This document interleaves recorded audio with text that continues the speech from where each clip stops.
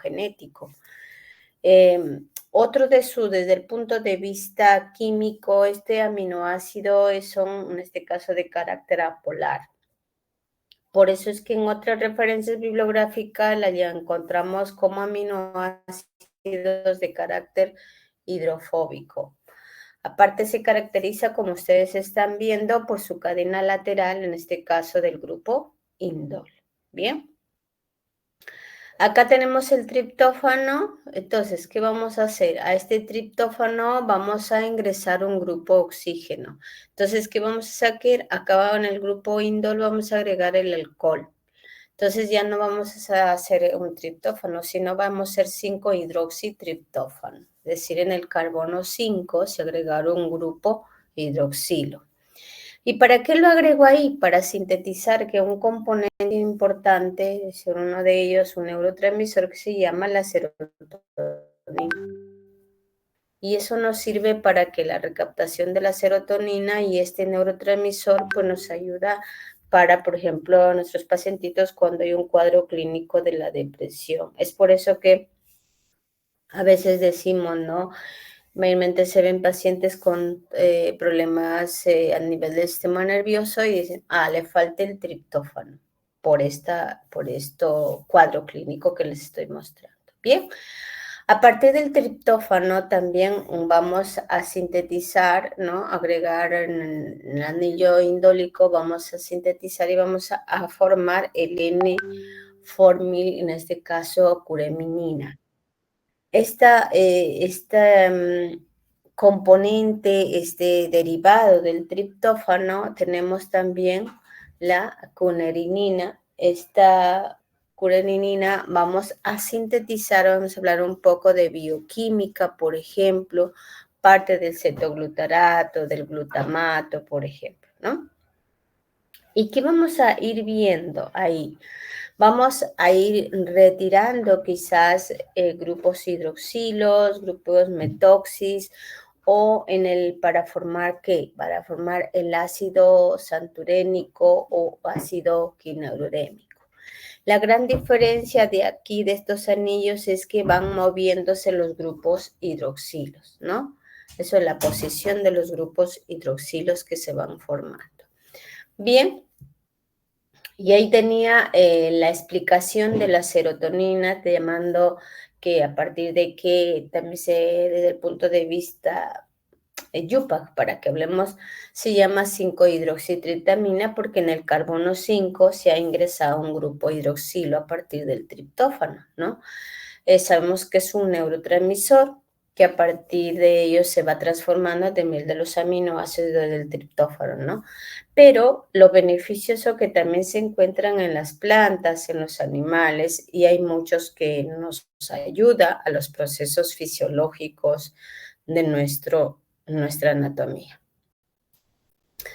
Tenemos los alcaloides derivados de los aminoácidos del triptófano que han sido muy investigados los últimos años. Actualmente los que representan los grupos los alcaloides, imagínate, hasta hoy en la literatura tienen 4.000 alcaloides derivados del triptófano y sigue las investigaciones, ¿no? Y ahí tenemos el anillo indólico, lo que le acababa de mencionar. El triptófano, este aminoácido, se caracteriza porque tiene el anillo indólico. Estos alcaloides también, a veces en la literatura dice, son alcaloides de caracterización indólica. Uno dice, ¿pero por qué son indólicos? Por este anillo que te acabo de mostrar, ¿bien?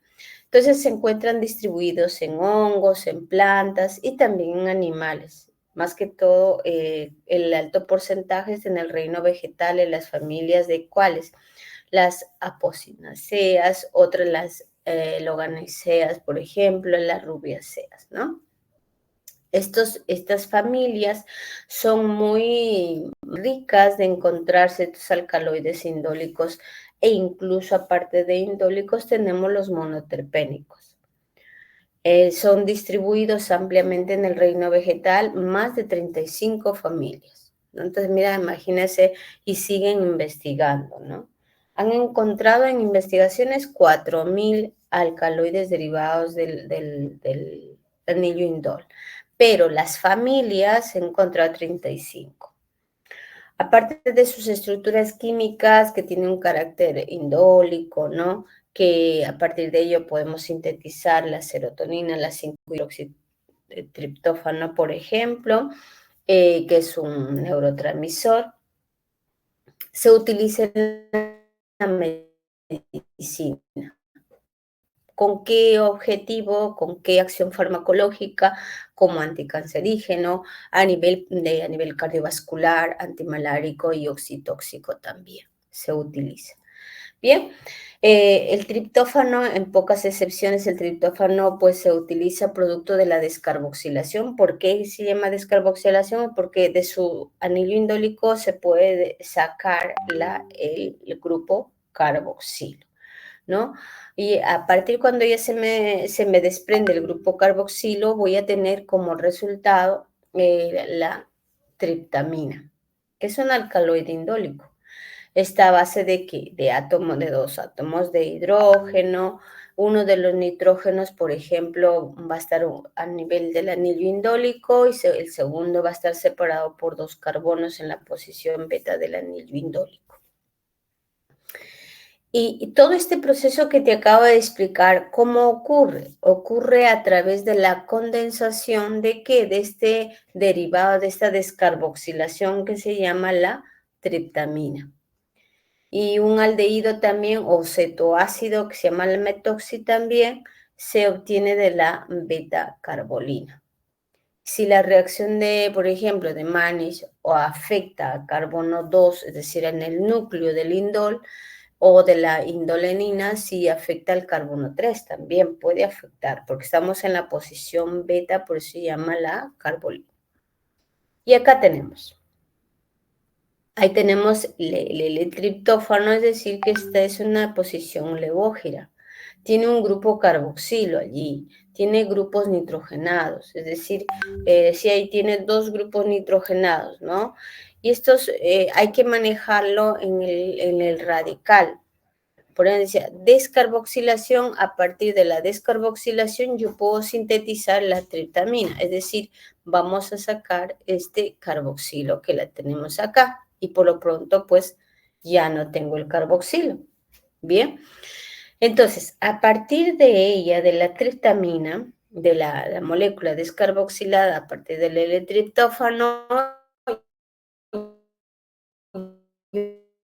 yo en el radical también un grupo aldehído. ¿Y cómo me va a dar allí? Siempre sabemos que la R en qué posición está, en la posición beta. Por eso se llama beta carbolina. Otro también, por ejemplo, y puedo agregar, se puede sintetizar en la R también ahí, cuando yo hablo la indolenina, ¿no? Entonces vamos supliendo estos radicales con grupos de metoxis o también llamados aldehídos. Bien, tenemos la biosíntesis.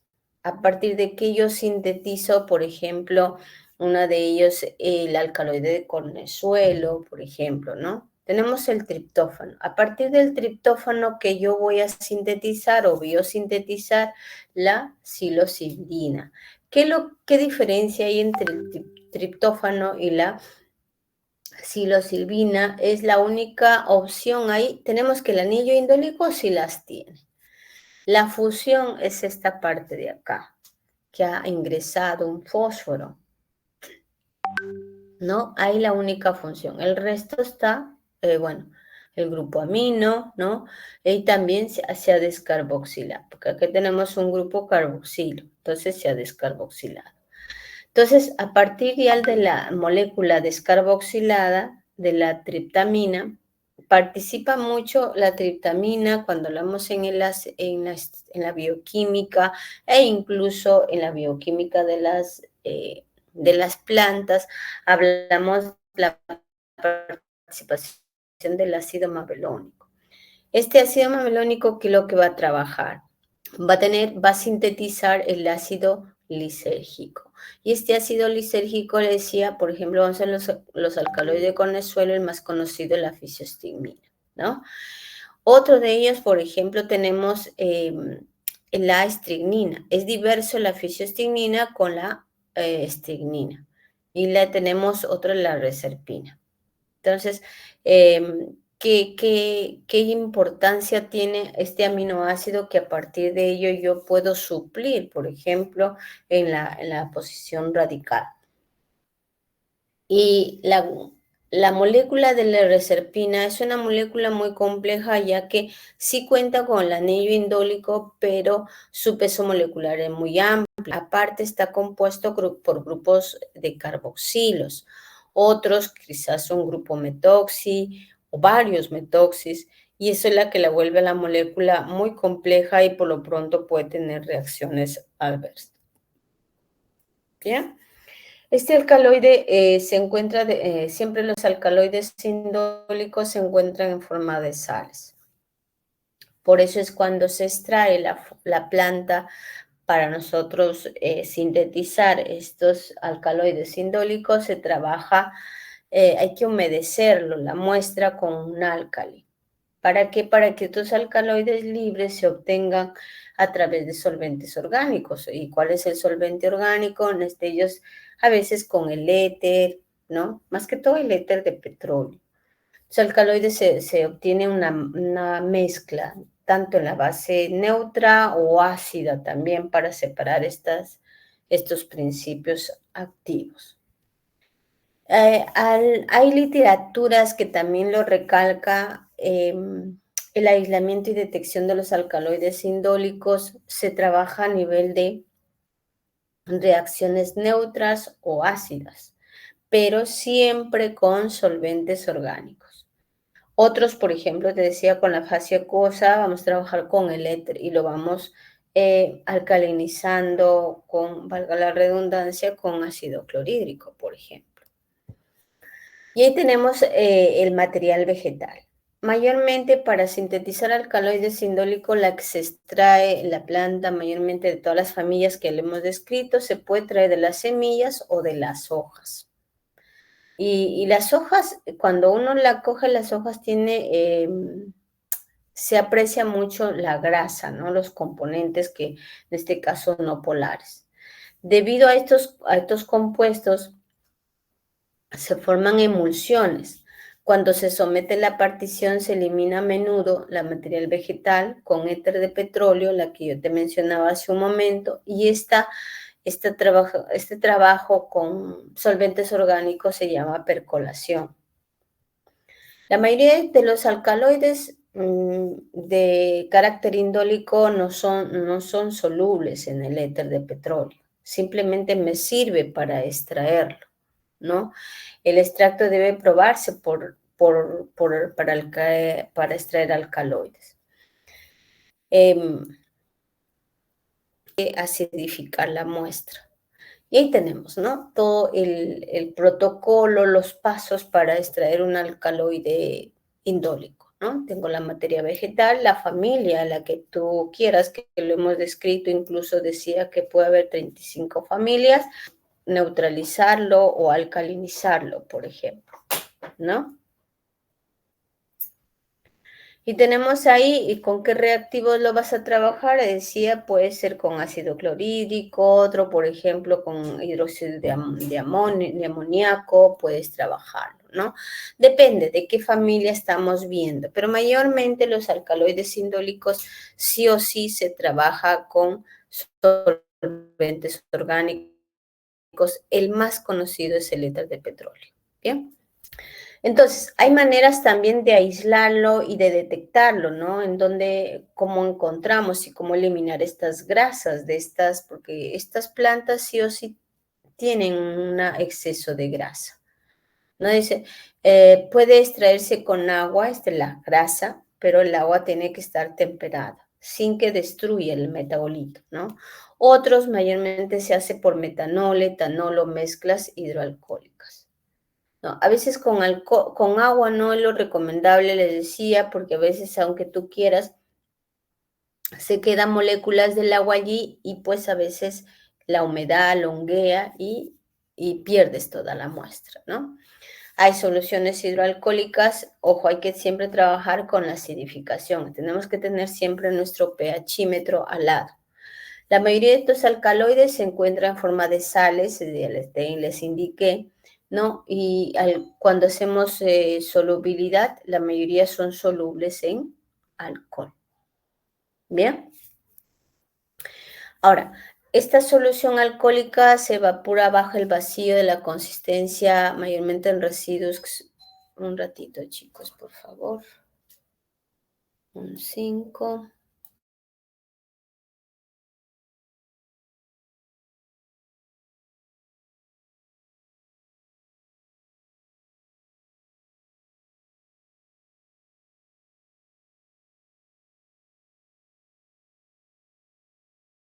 El amoníaco que la tienes ahí, depende de que, pero con que tienes que alcalinizarlo sí o sí, ¿no? Entonces las tenemos ahí para formar, para que se concentren estas alcaloides indólicos. La solución acuosa básica se extrae luego de disolventes orgánicos adecuados, generalmente con cloroformo o acetato de etilo. La fase orgánica se debe dejar mayormente en remojo, es decir, para que se concentre estos alcaloides 24 horas. ¿Con qué? Con sulfato de sodio anhidrado. Y luego lo vamos filtrando y se concentra para obtener estos alcaloides totales, los cuales se separan por técnicas de cromatografía de capa fina.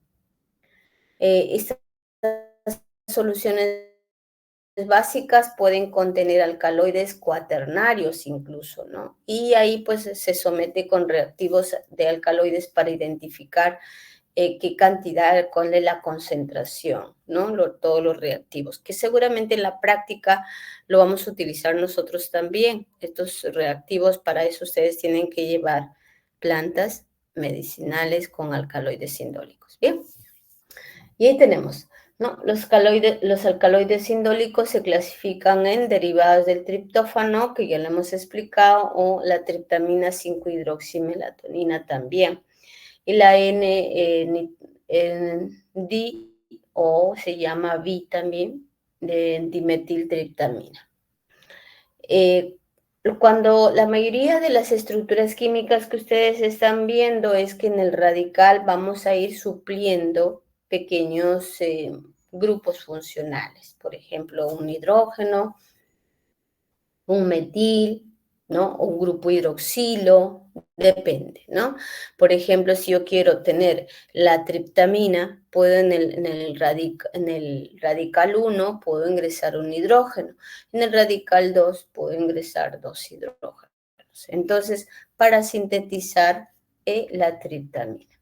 Bien, y cuando yo quiero tener la 5-hidroxitriptamina, en el carbono 1 un grupo hidroxilo y en el carbono 2 dos hidrógenos.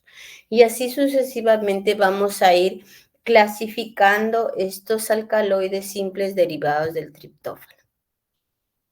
Tenemos alcaloides indólicos, pero tricíclicos, es decir, que contienen su estructura química 3 ciclos, ¿no? Entre ellos está el anillo indólico. La más conocida, la de Calabar, que es la fisostigmina, ¿no?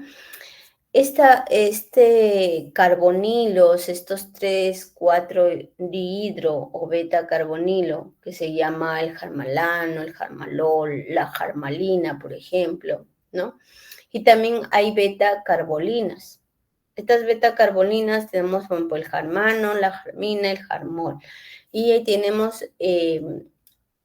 que lo van supliendo en los radicales, ¿no? Decía, por ejemplo, que iba a poner un hidrógeno, un grupo, un aldehído, un grupo metoxi, para yo poder sintetizar otros alcaloides que son derivados del triptófano, pero que sí o sí van a tener 3 ciclos, sí. Bien, y alcaloides de la tipo de la ergolina. La ergolina, vamos a ver que están también los radicales, tanto R1 como R2, se puede suplir. Bueno, en el R1 yo coloco un metil. Y en el R2 vamos a entrar, por ejemplo, tenemos tanto a ver un metil y como una presencia de glucosa, por eso es que la molécula es muy grande, ¿no? Entonces ahí tenemos la ergometrina. Otro tenemos, por ejemplo, la que más usamos en el área hospitalaria quizás, es la ergometrina. Y los otros, ¿por qué no lo utilizamos? Aparte que son apolares, son con un peso molecular muy alto, aparte son hidrófobas, no les gusta el agua, entonces necesita que esta molécula sea liposoluble, no hidrosoluble, ¿no? Tenemos los alcaloides tiroideos, por ejemplo, denominados también alcaloides indólicos monoterpenoides o alcaloides indólicos isoterpenoides, ¿no? Sabemos que los que más conocemos son los corinateano, por ejemplo, el yombinano, es la que hemos hablado de la yombina, de la semana pasada. Entonces, son alcaloides derivados de los grupos indólicos, ¿no? Otros alcaloides quinolénicos que representan los alcaloides de la cinchona. Esto sí, hay que tener en cuenta ahí como un alto para ver que a partir, posee un núcleo de la quinoleína, que a partir de ese núcleo me va a dar un lugar al anillo indol. Pero también sabemos que son derivados del triptófano. Bien. Entonces, ahí tenemos drogas con alcaloides de carácter indólico. Por ejemplo, le decía el conezuelo de centeno, ¿no? Aparte, pues que tienen 3 grupos de alcaloides, tanto la ergometrina, la ergotamina, la ergotoxina. Y ahí tenemos la droga, en este caso pueden ser desecados también, o también se puede trabajar, por ejemplo, la ranfolfia, ¿no? La ranfolfia son de la familia de las apocinaceas, se utiliza mayormente en los rizomas y las raíces secadas, ¿no? ¿Y qué vamos a sintetizar? Los principales alcaloides indólicos, la reserpina, por ejemplo, ¿no? Y ahí hablamos de la vincaminor. El vincaminor, aparte que las familias de las saponiceas se sintetizan los alcaloides indólicos en hojas, ¿no? E incluso pueden contener hasta el 1% de alcaloides puros. Y entre el que vamos a sintetizar es la vincamina.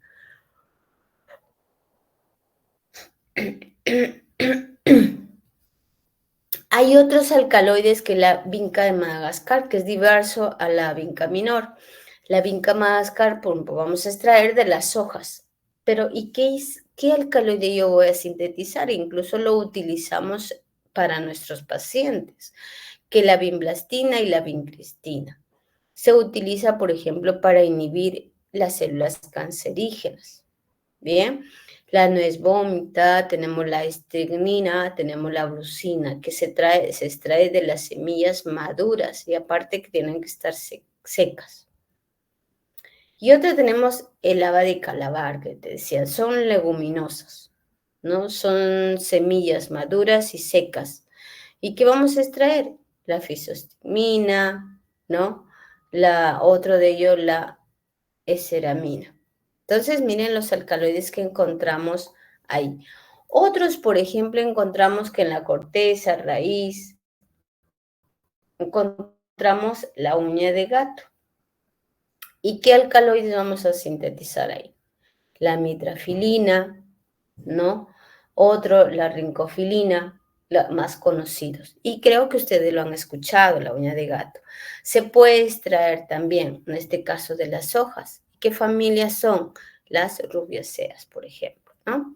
Y ahí tenemos la uña de gato, ¿no? Entonces, esta es su uña, esta también se conoce como la uña del gavilán. En diversos lugares la pueden encontrar, también se utiliza como antiinflamatorio, ¿no? Y ahí es su hábitat, ¿no? Es una hierba trepadora que su hábitat es en los bosques, especialmente viven de 20 a 30 metros de altura, ¿no? Incluso de 40 metros de longitud, no en este caso, ¿no? En el Perú, ¿dónde crece? En la Amazonía Baja. Y puede estar a 800 metros sobre el nivel del mar. Es una manera silvestre como se cultiva. Donde se distribuye y cómo se cultiva, se puede estar en Panamá, en Guayana, en Bolivia, en Brasil y bueno, en este caso en nuestro país, ¿no? Se cultiva en un clima tropical, subtropical también a 1200 metros sobre el nivel del mar. Siempre los suelos tienen que ser arcillosos, arenosos, ¿bien? Y se utiliza la raíz y la corteza. Y ahí tenemos, ¿no? Todo lo que es las familias rubiáceas. Lo utilizan constantemente, hoy en día la siembran, ¿no? En sus viveros, porque tiene una acción farmacológica. Y ahí tenemos, ¿no? La uña de gato viene como cortezas, uno decía es como parecido a la canela, ¿no? Pero se viene mayormente en tipo polvo. Se comercializa, se exporta en Perú. Y bueno, tiene una corteza seca, se pulveriza y a partir de ella forman las cápsulas.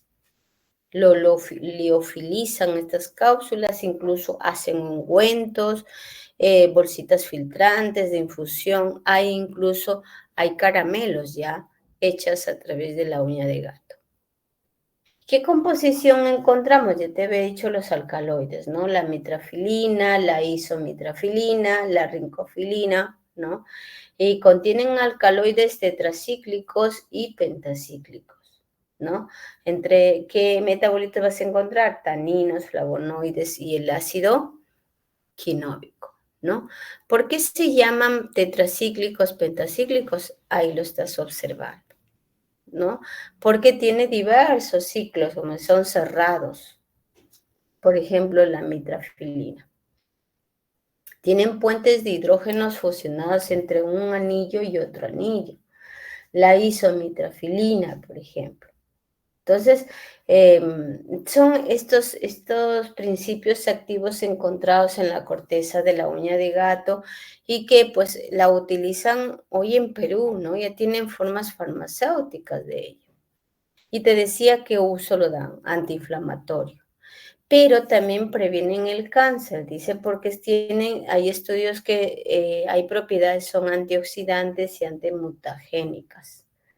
También la raíz y el tallo hervido actúa como para calmar los dolores de las artritis.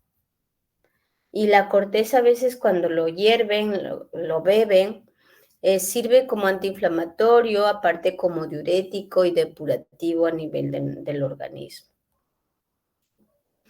Otro interés terapéutico es cuando se descubren las propiedades antitumorales, lo que yo te decía, la vinblastina, la vincristina, por ejemplo. Lo utilizamos hoy en día en nuestros hospitales, ¿no? Porque son tan efectivos ¿para qué? Para la mutagenicidad de células dañinas. ¿Y cuál es la que le va, según la vinblastina, por ejemplo, la que le captura estas moléculas dañinas?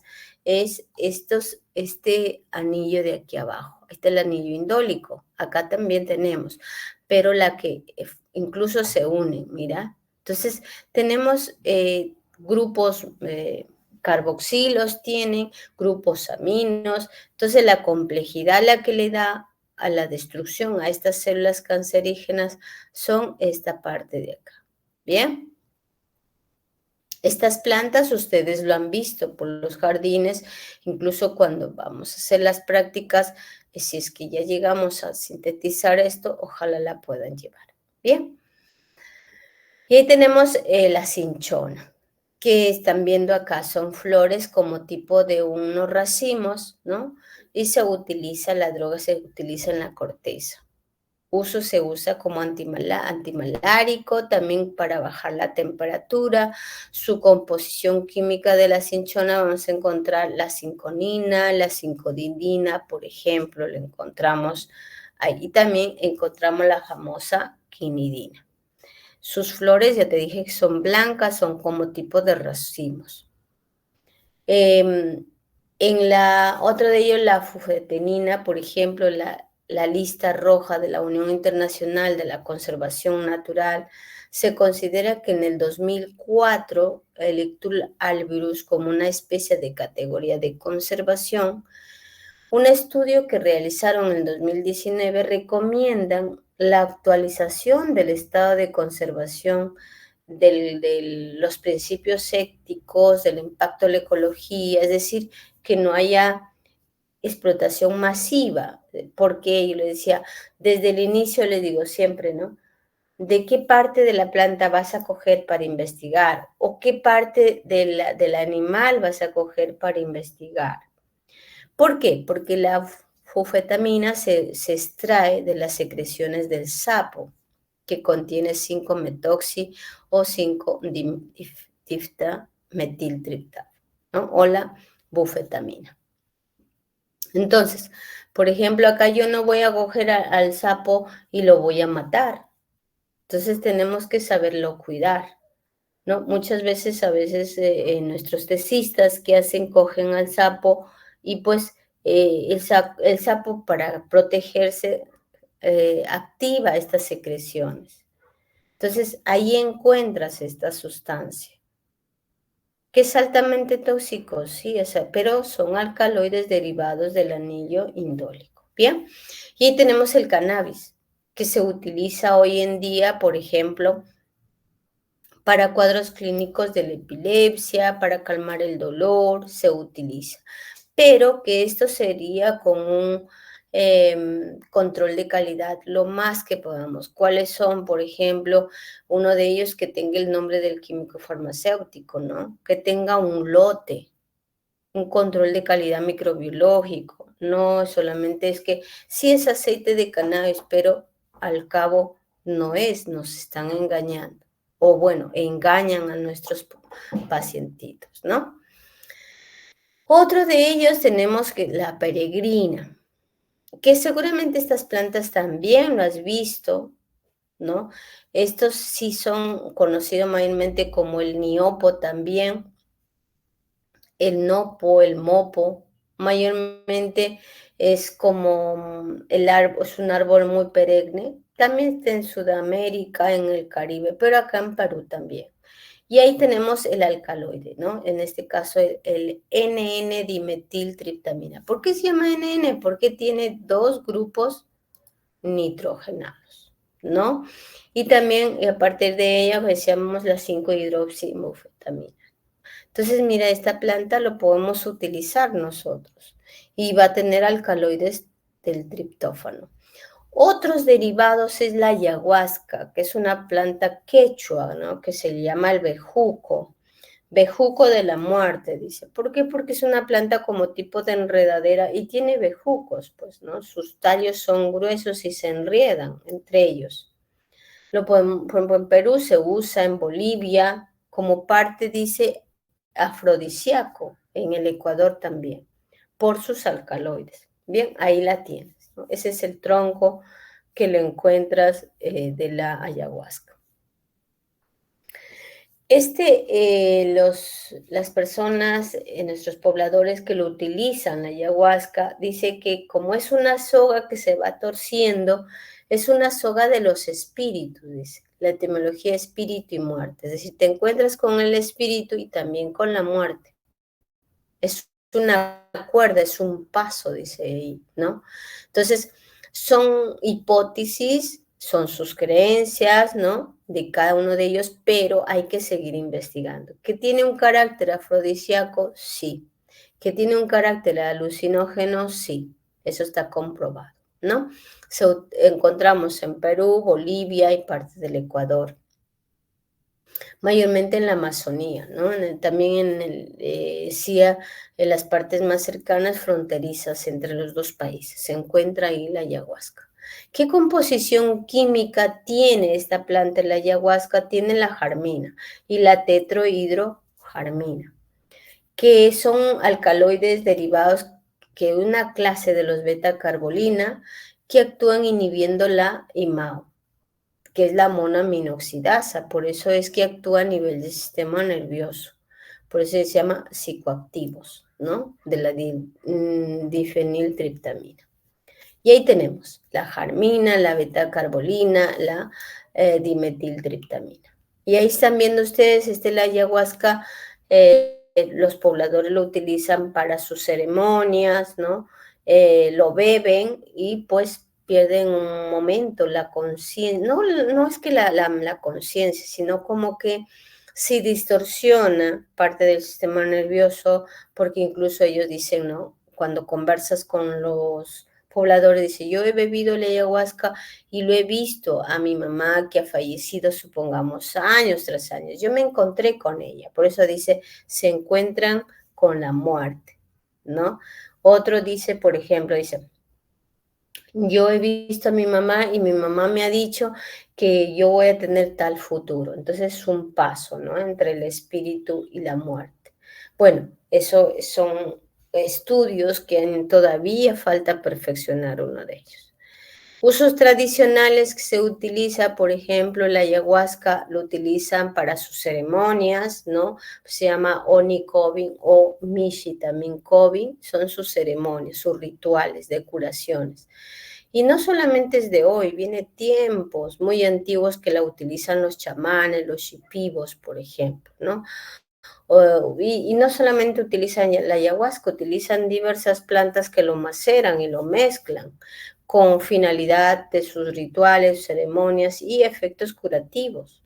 Pero para eso es que todavía está en, en estudios, ¿no? Sé que los escuchas a ellos, pero hay que comprobarlo. Entonces lo hacen como la ayahuasca, como un nombre de Matén Polos Ushimis. Son, en este caso, los pobladores, los chamanes de ahí. Bien, entonces eso era la clase de hoy sobre, seguimos con los alcaloides. Ven como usted le decía, el sílabus es casi puro alcaloides, la primera y la segunda unidad. Y luego vamos a trabajar con otros temas que son importantísimos. Los alcaloides a veces sin querer decir, oye, ¿por qué tengo que estudiar tanto alcaloide? Mayormente los alcaloides se utilizan en el área farmacológica, en el área toxicológica, como lo ven ustedes. Por ejemplo, la ayahuasca tú no lo puedes tomar porque quieras, ¿no? Tienes que tener bajo una supervisión médica, porque ha habido personas que lo han tomado la ayahuasca y han sufrido un paro cardíaco. Otro, por ejemplo, la ayahuasca no se puede dar a niños, más a gestantes. Entonces son cosas que igual los alcaloides derivados, por ejemplo, la fisostigmina, ¿no? La estrimina, ¿no? Entonces son en concentraciones adecuadas si tiene una acción farmacológica adecuada. Por ejemplo, si vamos a ver los alcaloides, la vincristina, ¿no? La vinblastina, que lo utilizamos para inhibir las angiogénesis, es decir, las células cancerígenas. Bien, no sé si tienen alguna pregunta, chicos, hasta ahí de este tema.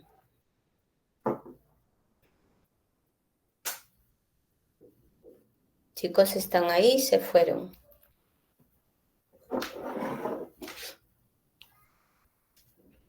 Aquí estamos. Sí, Mi, sí estamos aquí. Sí, Miss, acá estamos. Sí, doctora, estamos aquí. Yo pensé que se fueron. Entonces, no sé si tienen alguna pregunta sobre este tema. Quizás no me dejé entender. Algo me quedó al aire, quizás. Ustedes me dirán, ¿no? Yo los escucho. O es que quizás no me dejé entender nada también.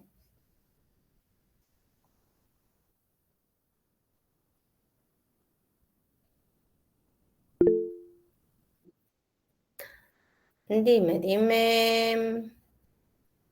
Álvaro, Álvaro. Dime, Álvaro. En caso de la vincristina o la vinclastina, ¿dónde actúan? Ah, ya, se utiliza, dependiendo, pues, si hay un cáncer, por ejemplo, a nivel de las glándulas mamarias, un cáncer a nivel prostático, lógico que van a actuar en esas células, ¿no? Su mecanismo de ellas, decía, inhiben las angiogénesis. ¿Sí? Álvaro. Gracias, Miss. Porque ese trabajo son antitumorales. Depende de qué tipo de células. Ahora, las células tumorales pues son diversas, ¿no? Vean.